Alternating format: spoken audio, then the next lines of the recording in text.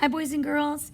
Today I'm going to show you how we're going to work on our sketchbooks. Last time we were here, we started to draw something that represented our personality, our interests, our hobbies, and we sketched it in pencil.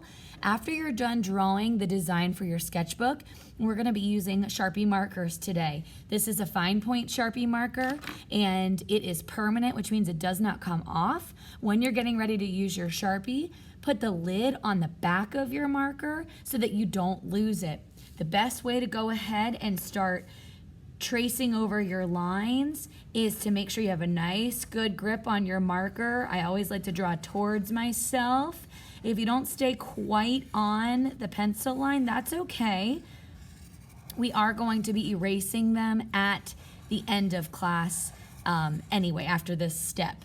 My design is an art-themed sketchbook, and look what I did. I made sure that I drew the letters of my name somewhere in my design, and I made it look like they're made out of like dripping paint everywhere. Do you see how my Sharpie really makes my lines stand out a lot crisper? You don't really want to go from just pencil to crayon, especially on dark paper, or else it's a little bit hard to see. This is just going to make all of our details really show up nicely. I'm tracing all of my lines. Once all of my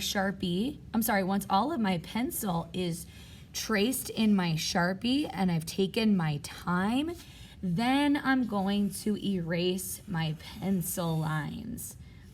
You don't want to skip that step, because if you don't erase your pencil when you go to color, you might still see some pencil showing up, and it's just not gonna look as nice and neat as it possibly can.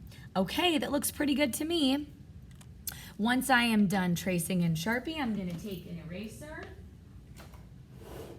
Inside of the cup where your pencils and Sharpies are, you're gonna find a couple erasers in there. Best way to erase is hold your paper down like this so it stays nice and firm. You don't wanna rip your paper.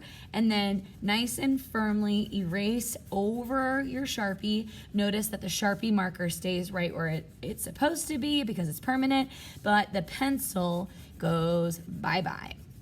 Once you get all of that eraser gone, the last step is going to be to color nice and neatly. Today we're going to be using construction paper crayons. These are awesome for dark paper. When you are ready, you can start coloring with them. I do want to go over a couple things relating to craftsmanship.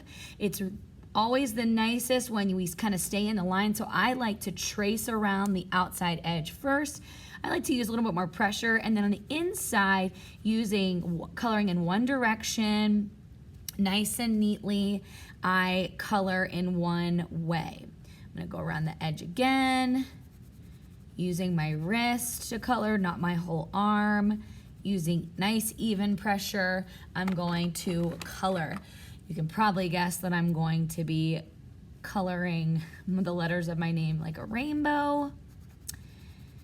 And also, do you notice how these construction paper crayons really show up nice on colored paper? That's why they're called construction paper crayons. They're supposed to stand out super nice on paper like this. Okay, you are going to take your time coloring your sketchbook. Mrs. Eddington is looking for thick and thirsty coloring. What thick and thirsty means? It means you're taking your time. You're coloring in one direction. There's no paper peeking through. We don't want to see any peekaboos. We want it to be our very best work. Remember, don't say you're done until you are proud of your work. All right, I will see you guys next week, and we will work on adding pages to our sketchbook. Take your time, friends. You don't win a gold medal for being the first person done. Have fun.